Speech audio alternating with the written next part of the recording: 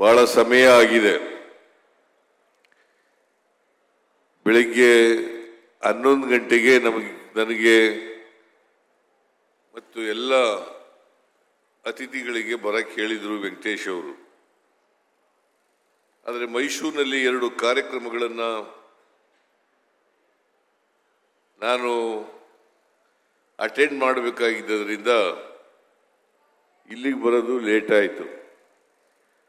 ಸುಮಾರು 1 ಗಂಟೆ ನಾವು ಬಂದು ಊಟ ಮಾಡಿ ಕಾರ್ಯಕ್ರಮ ಪ್ರಾರಂಭ ಮಾಡೋದು ಇದು ವಿಳಂಬ ಆಯಿತು. ಬಹಳ ಚೆನ್ನಾಗಿ ಅರೇಂಜ್ ಮಾಡಿದ್ರು. ನೀವೆಲ್ಲರೂ ಕೂಡ ಎಷ್ಟೊತ್ತು ಕೂತ್ಕೋತೀರಿ ಪಾಪ. ಬಹಳ ಹೊತ್ತು ಕೂತು ಕೂತು ಸಾಕಾಗಿ ಕೆಲವರೆಲ್ಲ ಖಾಲಿ ಮಾಡಿದ್ದಾರೆ. ನೀವೆಲ್ಲ ಒಂದಷ್ಟು ಜನ ಇದ್ದೀರಿ.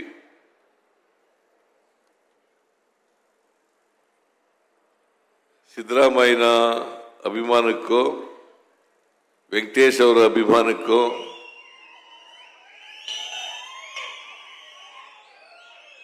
ನಮ್ಮಗಳ ಭಾಷಣ ಕೇಳಬೇಕು ಅಂತೇಳಿ ಕೂತಿದ್ದೀರಿ. ಆದರೆ ನಾನು ಹೆಚ್ಚು ಮಾತಾಡ್ಲಿಕ್ಕೆ ಹೋಗಲ್ಲ. ಇವತ್ತು 122 ಕಾಮಗಾರಿಗಳು ಸುಮಾರು 439.88 ಕೋಟಿ ರೂಪಾಯಿಗಳ ಕಾಮಗಾರಿಗಳಿಗೆ ಚಾಲನೆಯನ್ನು ಕೊಟ್ಟಿದ್ದೀವಿ. ವೆಂಕಟೇಶ್ ಅವರು ಹೆಚ್ಚು ಮಾತಾಡಲ್ಲ, ಆದರೆ ಒಳ್ಳೆ ಕೆಲಸಗಾರರು, ಕೆಲಸ ಮಾಡ್ತಾರೆ, ಮಾತು ಕಡಿಮೆ.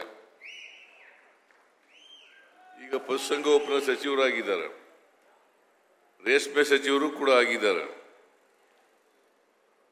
ಬಹಳ ಹಿರಿಯ ರಾಜಕಾರಣಿ.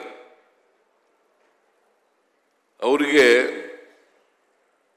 ಪಿರಿಯಾಪಟ್ಟಣ ವಿಧಾನಸಭಾ ಕ್ಷೇತ್ರದಲ್ಲಿರ್ತಕ್ಕಂಥ ಜನರ ಪರಿಚಯ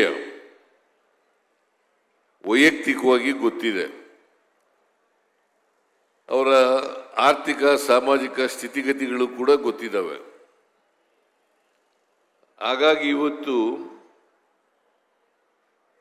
ಕೃಷಿ ಪ್ರಧಾನವಾದಂಥ ಈ ಕ್ಷೇತ್ರದಲ್ಲಿ ಸುಮಾರು 380 ರೈತರಿಗೆ ಅನೇಕ ಯಂತ್ರೋಪಕರಣಗಳನ್ನು ವಿತರಣೆ ಮಾಡಿದ್ದೀವಿ.